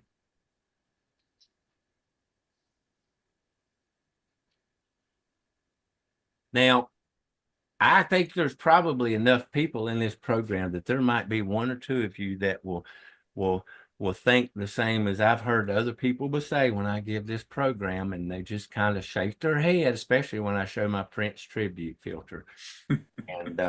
And they'll say, you probably can imagine what they might be saying, and that's kind of it. As if anything we do in night photography and throwing all these lights around is really real to begin with. But here's my response to that. I mean, I've had some people even say that's not even photography for it. Well, I got news for you. I don't care what people think. Remember, it's my black canvas, and I can paint it however I want to, and you can paint yours however you want to too. But here's how I really respond to people that say that's not real. I say, okay, all right, I'm with you.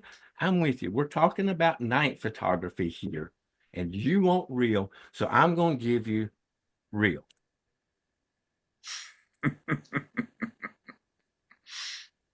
See, here's the thing. When you photograph at night and you get away from a cityscape, there's no light on anything, so you can't see it. So you light it. You put a light on it. The minute you pull out that light, you've taken what their idea of reality is out of the equation, right? I can put a red light, I can put a purple light on it. It doesn't matter. And I tell you what, if I put a purple light on it, then the waterfall looks purple. So in a way, that is reality, right? That's the reality of the situation. So, but back to just paint them just do whatever you want to. It's your photo. Don't worry about what people say with that. I love twilight. I just love photographing all kinds of things in twilight. Unfortunately, we don't have a ton of, just like with sunrise and sunset, we don't have a ton of waterfalls here that are good for photographing in twilight. We do have some, though. And those that we do have, I treasure them to be able to shoot in that. I just love the quality of that light. There's no extra lighting at this scene. With the waterfalls, you got white. And of course, we've got white with ice here too. So it bounces the light around a whole lot. And so usually you can do pretty good if you've got at minimal light levels with the scene. Now with this one I did, I illuminated the foreground and the waterfall with the flashlight. This is a single exposure, by the way. I didn't have to do the multiple exposures with this one for that. Obviously, I'm not in North Carolina here. My wife and I made a trip to Hawaii many moons ago for her 50th birthday. And I was excited to find this little waterfall that was dropping directly into the ocean. I wasn't quite as excited when I kept getting hit by the waves and my camera kept getting hit by the waves. But so I came back at twilight so that I could get sunset and twilight so that I could get this. This is flashlight is illuminating the waterfall and the foreground on this one. Okay, this is probably what you've been waiting for. So you can pull out your camera and or your phone and take a shot at this if you want to. But remember, this is being recorded, so you can go back and watch it again. So now this can vary a lot, okay? Just to get, I mean, it really can.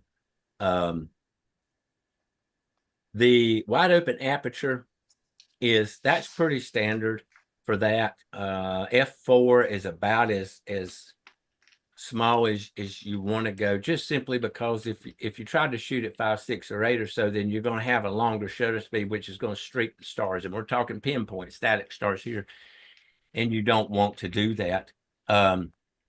ISO, actually, my standard exposure for the night sky, I'll just say, is 13 seconds, ISO 6400, and f 3.5. The reason I don't go f2.8 on my lens is that little extra half a stop or so helps with the coma, the distortion of the stars a bit. So yeah, this can vary, but you don't want to get too long on that shutter speed, okay? The best way to know if you're getting the streaks is just take a shot at what you're thinking about and then magnify it on your LCD and look at it. But for waterfalls that you can include the sky with, then that's really cool to have those stars in there. You always, almost always will need, I always will need to shoot the sky on a separate layer from thing. I can promise you with the sky exposure that you have to light paint the waterfall, you're going to have to get that light painting done in a half a second.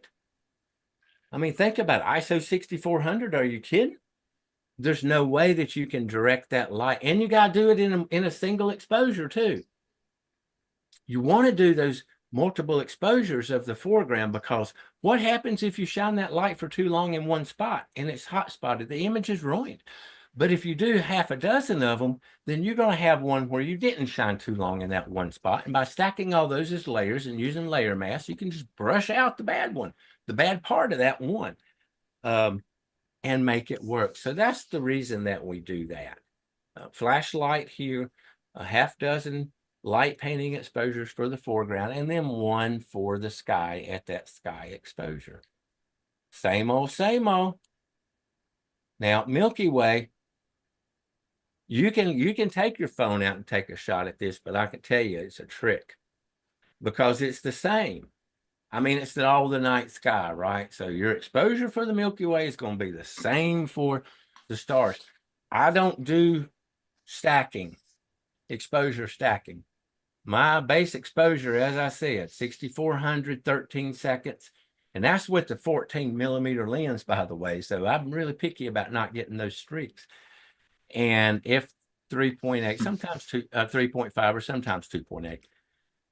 That's fine. I can get my Milky Way in there with that. And now I know that you can get it brighter, and there's a few other advantages in doing that, but it also adds a lot of extra post-processing and stuff. So I do that one exposure, and I can get this with it, and I'm happy with that. Now, I don't ultra process my Milky Way.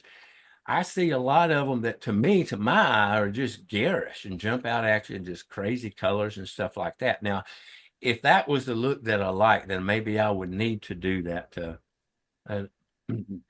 exposure stacking and then using the software to put it together. But so I waited around here a couple of hours for the Milky Way to move across the sky so that it will get in just the right position here, and a few exposures or flashlight paintings for the foreground to go with it. In the same situation here. One exposure only for the sky, and then separate exposures. You need, when you're doing the foreground light painting, don't do the trees up here. you need to have that black transition if you can, or blank transition between the foreground and the sky. And that way, when you stack them together and then you change the blend mode to lighten, which is what you want, light and blend mode, when you get those two stacks, it'll work beautifully. But if you have light painted trees up here, then some of those light levels in the trees might sort of match some of the light levels in the sky, and the light and blend mode would just make it look wonky and not work well. And you're going to have to do a lot of extra tedious post-processing to make it work.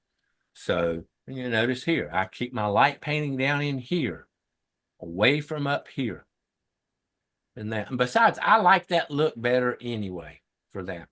And whenever you can, you want to get over to the side with your light painting, so you create some shadows and stuff. I couldn't get far.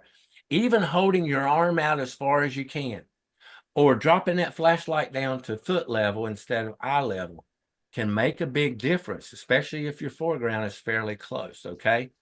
So try to create a triangle where your subject, the waterfall, the camera, and the light source are the 3 points of the triangle, and you'll have much better lighting. Now, a lot of waterfalls, you can't do that. You basically have to shoot from where you're standing, but if you can, just hold it out with your arm, like I said. All right, you notice anything about this? It's the same exposure. So there are different ways that you can shoot meteors. Like if you want to have a sky full of them, that's different, okay, in one shot. But if you just want to capture one meteor against the night sky, then use your regular sky exposure and then just shoot continuous exposures. Like set it up on C and just shoot one after the other. Maybe change your composition as the stars move across the sky, you know, to get a better composition. And that's what I did here. And you hope that a meteor shows up. Now, you're probably only going to do this when a meteor shower is going on to increase your chances. And boy, did I ever get lucky with this guy. And you can tell this is a Persea, by the way, because it's purple and green, which they often have those colors like that. So now it's kind of hard when you show photos like this, because people automatically think it's AI or you built it in Photoshop. I can promise you, the only thing I used Photoshop in this was to stack my sky exposure that had the Milky Way and the meteor in it with this bottom exposure right here. In other words, this is exactly what I saw and experienced that night. Star trails. Boy, this can really vary. I'm just going to tell you. I put it up here just as something easy to remember. All the fours, F4 400 in 4 minutes. But you can change it using the reciprocity. You can change that around to all kinds of things. You know, go ISO 200 and 8 minutes or so. You know, whatever you can do. But the idea with the star trails is you're shooting continuous exposures to build up those trails. You stack them, change the blend mode to lighten, or you can use special software. There's one called Star Stacks that will let you do it very easily. And then you stack that exposure with the foreground that you have light painted in the same manner that we have been talking about here. This is what you get if you point north. You get circular star trails. I really like that effect with that.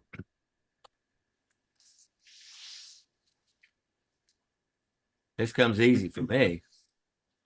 Oh, wait a minute. Why is that in here? I told you I was going to get better and not make any more mistakes. Somehow or another, I got a daytime photo stuck it. Oh, wait a minute. Oh, that's right. That's not a daytime photo. That's a middle of the night photo. You believe that? Actually, this one you can believe. I shot this at midnight, and there's no other light painting in this either. Believe that? Well, believe it. If you go out when you've got close to a full moon, and if you got a scene like this where the moon's kind of fully illuminating the whole scene, by gollies, this is what you get. That moon is behind me, and it's illuminating the whole scene. We got a blue sky, and if you could pixel peep this, you'd see stars in that blue sky. That's pretty cool. I tell you, the first time I did this years ago, I could not believe my eyes. But you can go out on a moonlit night and shoot landscapes just like you would during the day. and you'll get a blue sky with stars in it. Now, follow the same things. You wouldn't point your camera directly at the sun, shooting a landscape, except in certain situations. You wouldn't do it with the moon either. So follow all those same sort of principles, and you can get some cool shots. This is about a half full moon here. It lights up those clouds, and it gives you that blue sky. You see those little white dots up in there? That's not noise, folks. Those are stars. Wow. Can you believe it? And no other light painting done with this. And also single exposure with this one on the first one I showed you, and on this one, because I didn't, and I had to light paint the waterfall here because the moon's not illuminating the waterfall. But it is here, and it is here. And so I got it in a single exposure. Can you tell where the moon is? You see how the sky's just a little bit lighter here, and you see these shadows down here. So my moon's like right over here in there. All right, we got moonlights hitting the trees over here. I don't have to light paint that, but I did have to light paint a little bit down in here because it's not hitting that yet. So, okay, are you ready to have a lot of fun now? I mean, some cool stuff. Cool stuff. Underwater light painting. Underwater. And why underwater fall, you ask? Well, here's why. If you take that flashlight and you shine it on the pool, well, that pool is going to absorb that light just like a sponge. The only reason we have any light at all on this pool is not because I shone it at the pool, but because I pointed the light at the waterfall. And that light is reflecting from the waterfall on the pool. That's the only reason we have any light on it at all. But this is all you're going to get if you keep that light above the water. But when you put it under the water, what happens is that light, unless that, you're never going to have perfectly clear water. So there's a lot of sediment and stuff in there. And that light bounces off all of that stuff, and it creates a glow, and it hits the ground at the pebbles and the sand and the edges of the rocks and all that sort of stuff. And so it gives you this shot that I showed you before. It's just really cool. It's a whole different look. I love doing this. Now, the idea is you're not going to get this in a single exposure either. It's going to take a bunch of them. Like a lot of waterfalls, I might have 50 or 60 exposures for the underwater part. I'm just doing one after the other after the other. I do a few test shots to make sure I'm getting it right. Some of them are going to be blown out. Some of them are going to be too dark. That's all right. You get the midline. You know, maybe it's somewhere around, let's say 15 seconds and ISO 800 and f456, let's say. And the filter, the color of the filter will affect that too. Set it up on continuously, and then you just get in that pool and you're running that flashlight around in that pool. One shot after the other, it's taking one shot after the other. You don't show up because you're not pointing that light on you. It's only showing up in the water. Now, to color that light, you need those filters. Roscoe makes larger size filters. They're 12 inches square. And you can cut them down so that you can get a bigger size. You need that bigger size, okay? So that you can totally wrap it around the front of the flashlight. If you don't, if you try to use one of those swatch book filters, then that white light's going to leak out of the edge and it's just not going to work. So you need to totally wrap it. You can rubber band it if you're only doing it a few times. You can see I got Velcro wrapped around my flashlight. I wrapped just the right amount of Velcro around it. And I got this compression sleeve from the plumbing department of the man's store. And then when you put that filter, you hold that filter around it, and then that compression sleeve, you slide it on there, and it's just the right tension to hold it in place. You don't want to walk around holding that light under the water. So I made this pole. I bought a clamp from the man's store, and I cut off the handle from a painter's roller and glued it on there. And then I can clamp that to the flashlight. And then I had this little kind of extension pole. You could use a broom handle or anything that screws on to that. And so now I can walk around in relative ease. You got to be careful though. You know, it's nighttime. It's best to walk around that pool in the day and make sure there aren't any steep drop-offs. That's happened to me. It happened to me one time when it was 20 degrees and I filled up my waders. But that's what you do. And then you just keep walking around and walking around. Experiment in your bathtub. Laugh at me. Just go right ahead and laugh at me, okay? But try it. You won't be laughing after you do it. Put some soap in there, get some sediment and stuff in there going. And then turn all the lights out and stick that flashlight under your bathtub and move it around a little bit and see what you get. All right. Hey, maybe do it in your toilet if you want a cool shot. So now here I had to swim the pool. It's too deep to walk around. So I had a flashlight in each hand. When I swim, that's what I do. It maximizes the time, right? And I'm wearing a life jacket and I'm just sort of dog paddling or swimming around with that, holding it around and getting that. The camera shooting continuous exposures, one after the other after the other. I stack them later with that. Some you go for subtle, you know, you have control over which ones you use. I'll stack 50 of them and then I turn the eyeballs off of all of them and then I turn them back on one at a time. And the layers, you know, and I see, does that new layer help it? If it doesn't, I turn it back off. If it helps it, but there's one area that's too bright, I create a layer mask and brush out that part. And I just go through that process with the whole thing. So it is, isn't it? It's some pretty darn strange stuff, but it's a lot of fun. And while there's nothing, you know, wildly unique about it at all, then you're going to create some photographs that most people aren't doing and might not be familiar with. And so that's a pretty good feeling too. All right, so I'm just going to leave you with this one thought.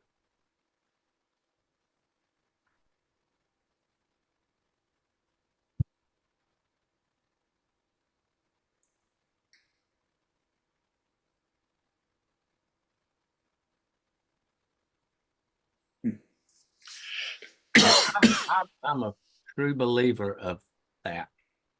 That's my quote, by the way. That's why there's no name there. So I want to thank you all very much. I hope you got tons and tons of questions for me. I love answering questions. And I hope you go to my website.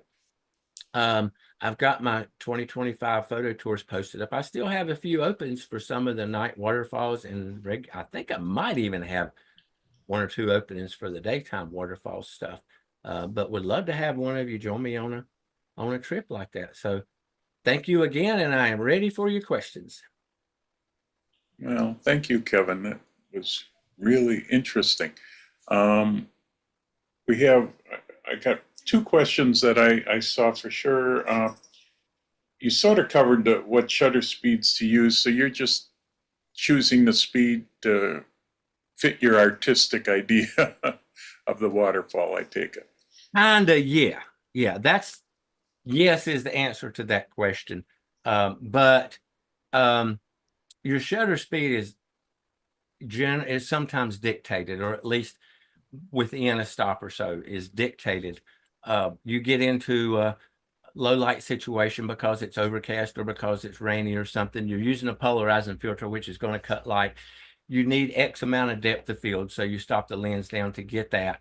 And all of that combined is going to give you a fairly long shutter speed, to the point that you're going to get that silky look whether you want it or not. Now you can crank up the ISO to 50 billion, then yeah, you don't have to get that silky look, but then the photo just doesn't, the quality is not that good. So I don't worry about that. I like the silky look anyway, so I just go ahead and shoot at whatever that shutter speed happens to come up to be with that.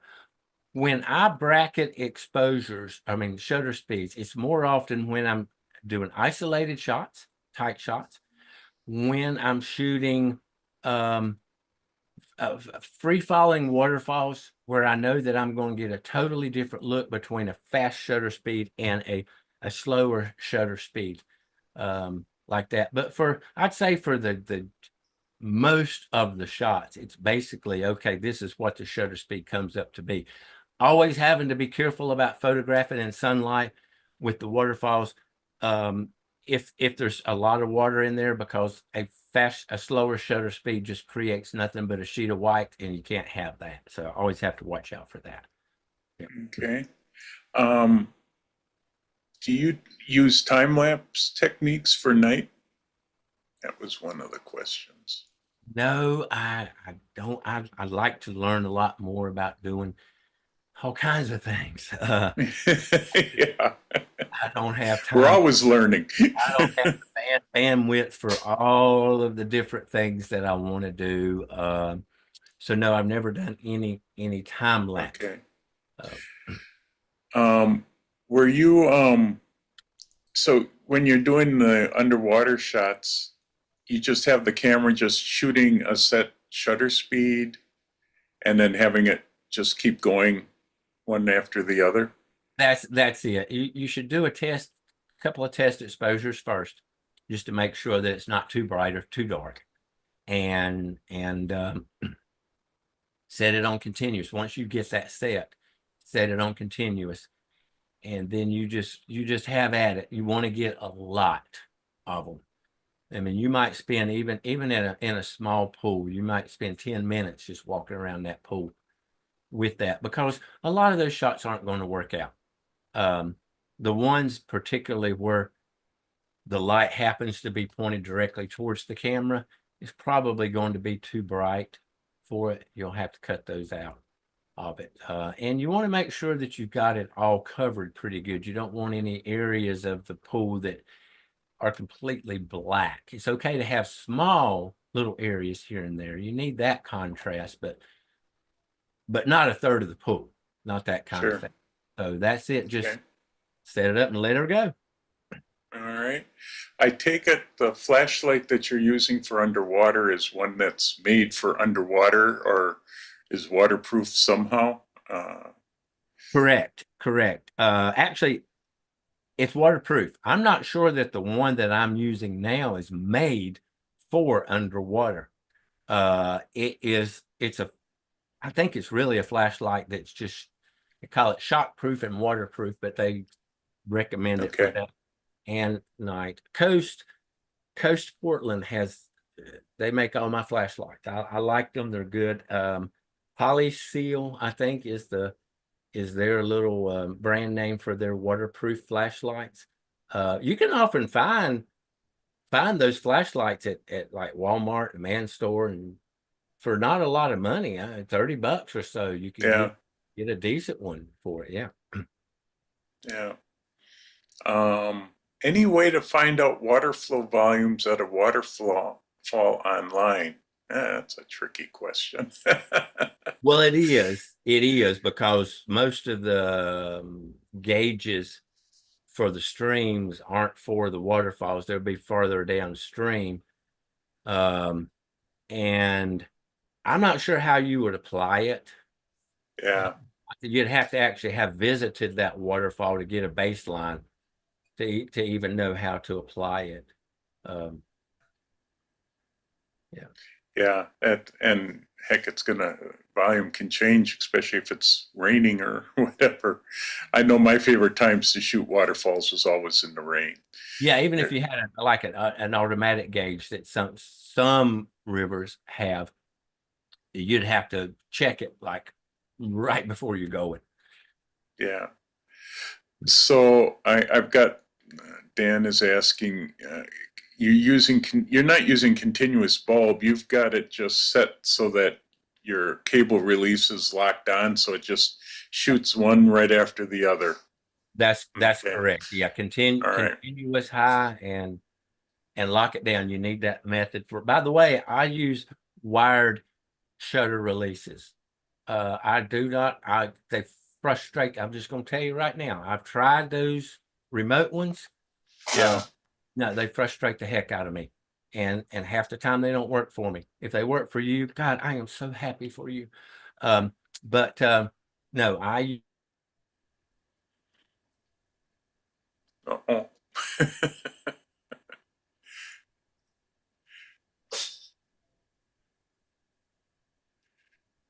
He froze again. Oh, you're back.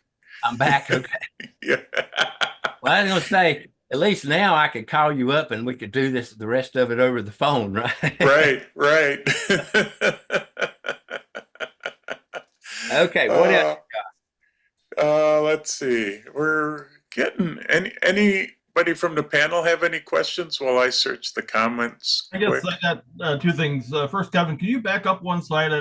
I almost was not quite fast enough to screenshot that. My real question though, is when you're out, are you mostly alone or are you going with other people when you're out? Because I mean, the time of day, especially the night stuff, the weather. I mean, it's just not the safest to be out alone. So Yeah, that's often the first question I get when I talk about night photography. And a lot of people are surprised when I tell them I'm always alone. I don't work well with other people. I'm always um, wanting to look out for them and make sure I'm not taking too much time or something like that, So I like to have that full creative control and be by myself. And sometimes I'm just not the most pleasant person to be around anyway. I understand that. So as far as the safety part of it, I'm very careful. I like to say the most dangerous thing that I ever do in my photography is drive to my subject. Even for the night photography stuff. Now I did have one night in Central Park in New York that where I wasn't very smart, but that'll never happen again. I'll say that. But yeah, I'm real careful with that. Now with the waterfalls in particular, you really need to watch it, okay?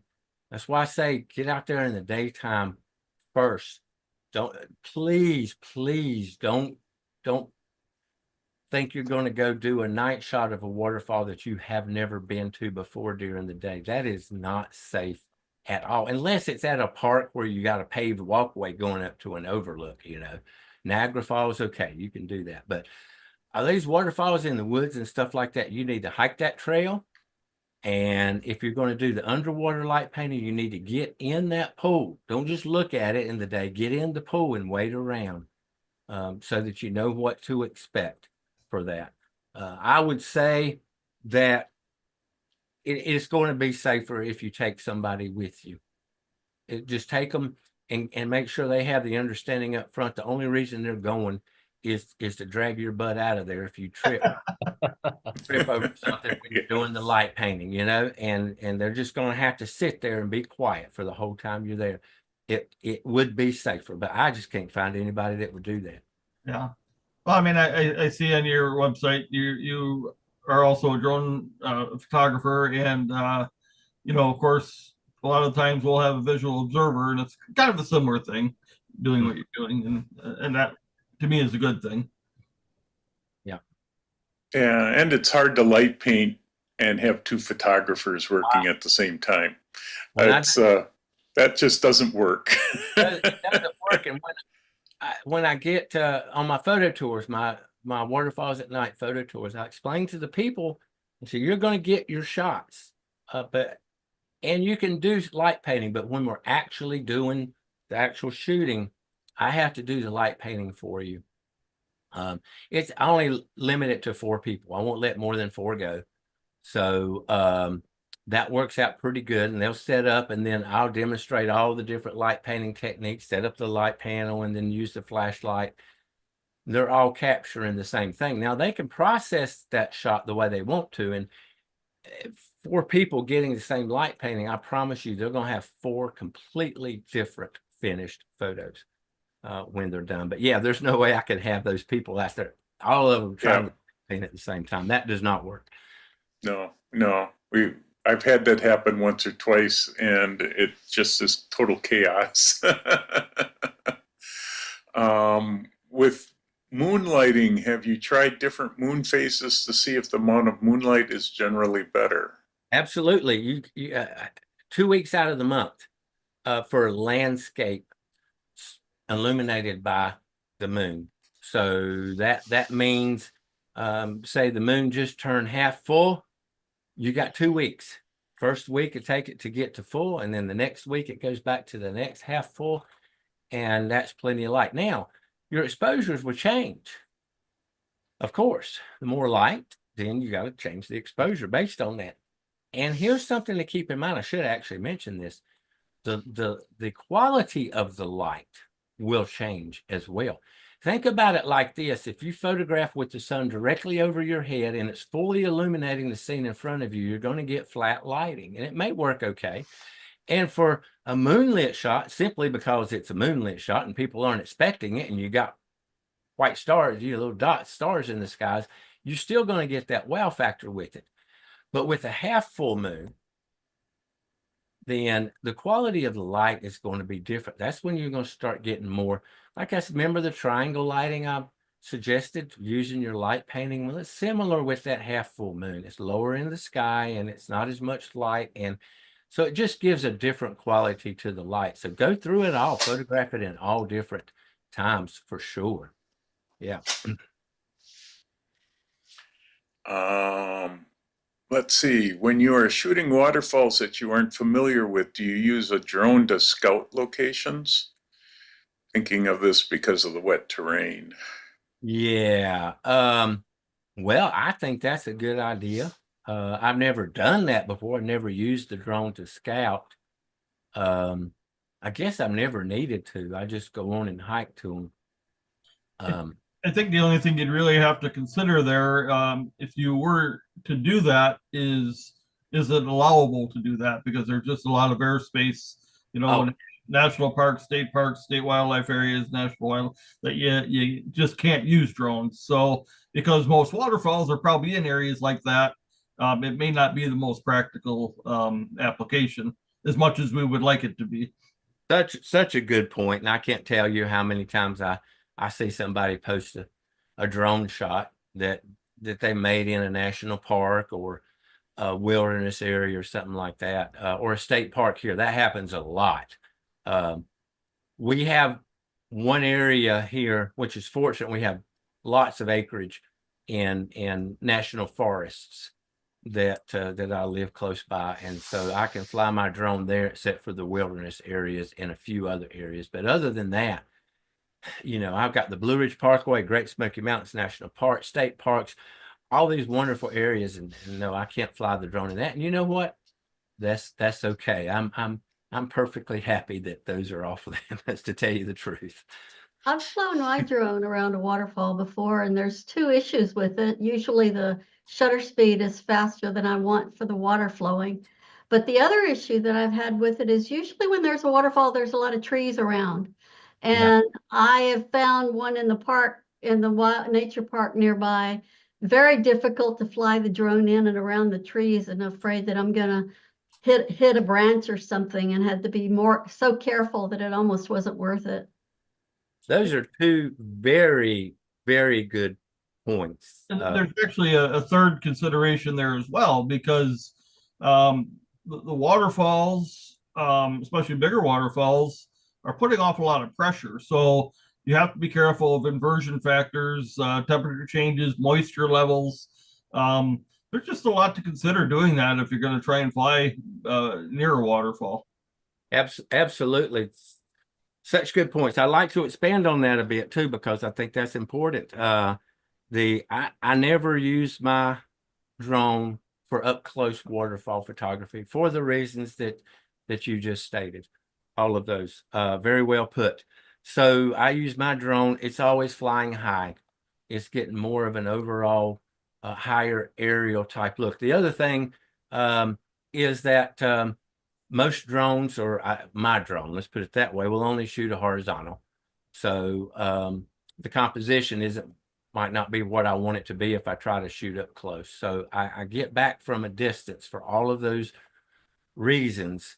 And as far as the shutter speed goes, well, it helps that you are from a distance, so it doesn't show it that much being a faster shutter speed, but it's just a trade-off that you have to have, because I guess obviously if you tried to shoot a 4-second exposure with the drone, then it's probably not, the overall image is probably not going to be too sharp.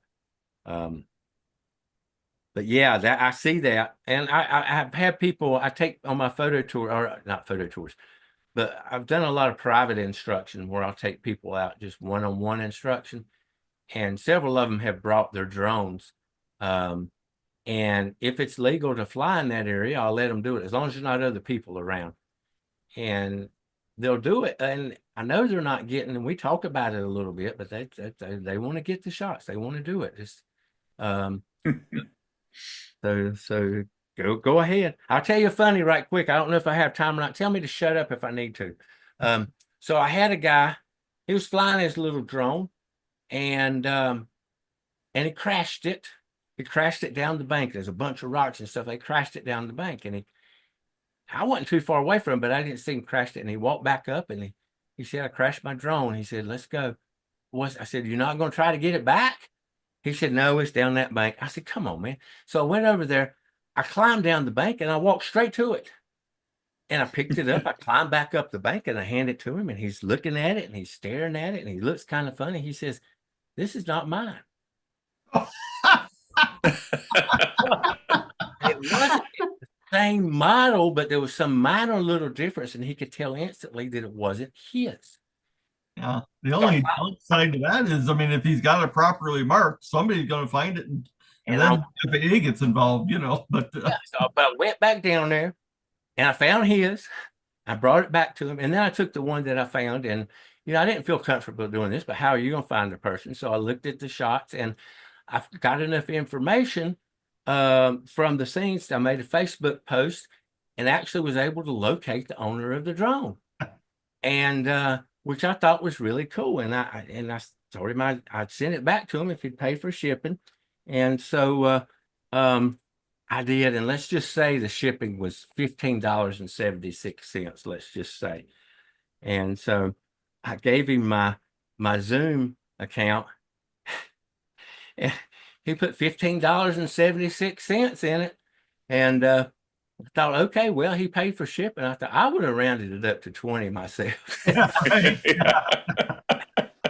I would have rounded it up a lot higher, but at least he paid for my shipping. Well, the drone has to have the FAA registration number on it. I wonder if I don't know if individual can get that information from the FAA.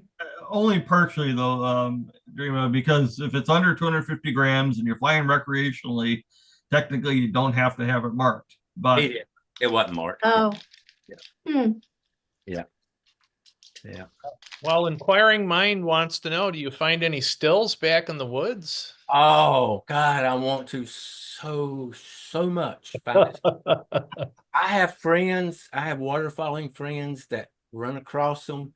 I know this guy that's found like 100 stills in Stone Mountain State Park. None of them right at waterfalls, but he's found a bunch. I found artifacts that probably were from stills, but I can't say for sure. And I photographed remains of stills, but I already knew that it was there. Yeah. I want to come upon that so badly sometime. You'll have to pick the right weather conditions so you can see them burning off the moisture. Well, I don't think there's any more active ones. I'm just talking about old abandoned ones, from way back when. That's probably safer. Mm-hmm. I would not want to come across one still in operation. Let's just get that. Okay.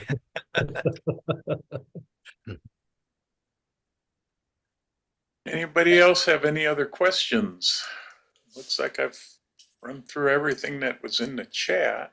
I was wondering, do you use a headlamp to operate your camera at night? Yeah. Yes. I do. And I was wondering also, my experience has been around waterfalls. There's a lot of slipperiness, like the moss-covered wet rocks and all. What do you use any kind of specialized footwear, hiking boots? Well, I like to use high top leather hiking boots, just to give that extra support. I don't go out in like sneaker type shoes for it. And I'm wearing those boots, when I'm wading the pools for the light painting as well. That's very important because it's so easy to step on a rock and twist an ankle when you're doing that. But no other things. Now, if I'm out in wintertime, and I have done, well, you saw a couple of shots in there where I did night photography at winter at frozen waterfalls. I have the cleats that go on your boots. Mine are Catulas, I think is what they're called. Mm-hmm. And so, boy, you can walk around on ice just just like it was not ice. So Thanks. Any other questions from anyone? Well, yeah, and we're coming right up to noon, so that's good timing, Kevin. Well, Kevin, thank you. It was a very fascinating, interesting presentation. quite I think welcome. a and lot. Thank you so much. Got a lot of great comments in the chat, you know, saying how great the presentation was, and I'll definitely agree. It was definitely one of our top presentations. Wow. Oh, cool. Thank you. I would Also, second that, Jeff. Probably one of the best ones we've seen yet. Yep. yeah, yeah. And I think one where we've had the most people are pretty close. We had quite a high number in the middle there. So, Yeah. So Kevin, thank you for coming. I really appreciate it. Everybody, I put out his website. You saw his website on his last screenshot. So, I've already referred you to another camera club to contact you, so you might. Thank you. Yeah, we'll let everybody know about you. Like I said, I've been following you online for quite a while, and was really happy when I could get you to come on and do this. So I thank you for that. And I guess we will call it a day, because I don't think we have anything else other than I will say next for March, we got Marty is going to talk about drone photography. In April, we have Chris Scott on One Basics, talking about On-One Photo Raw. So Chris does a really nice job of explaining how that program works. So it's another option instead of Lightroom. In May, we have Nicole Brennan talking about the basics of night photography. And then June, I have Jim Karofsky, one of our president of WACO, going to be talking about the way he lights his photographs, his outdoor photographs, the way he gets them lit up and corrected. And some of that, we'll have a better explanation as I get it from him. So I've got stuff up till June. I am working on July through the end of the year. So if anybody does know of somebody good, please send the name towards me, and I will see if I can get them signed up. And with that, Kevin, thank you. If I could make one more comment. Sure. While you're talking there, I was going down through the chat, and I just want to say thank you again for all those nice comments. I really appreciate that. This has been fun, and I hope I come back at some other time and give another program. So. Yeah, I'd love to have you back one of these days. So I think, Jeff, maybe we'll look at it for the chapter, possibly for a program. Yep. Yeah. Kevin, like I said in the beginning, we've got 19 camera clubs in our group, and this will get out to all of them. So you may be hearing from a number of clubs from Wisconsin. So, and that's why we do this. This is also a great way to, spread the word and get your info out to a lot of different people. So I really appreciate that. No problem. So with that, I will say thank you, and everybody have a good week. We'll see you next month. Thank you, Kevin. Anything special for me, Jeff? Otherwise, I'm going to get on with my day. But yeah, no, I don't have. I want to try to get YouTube shut down.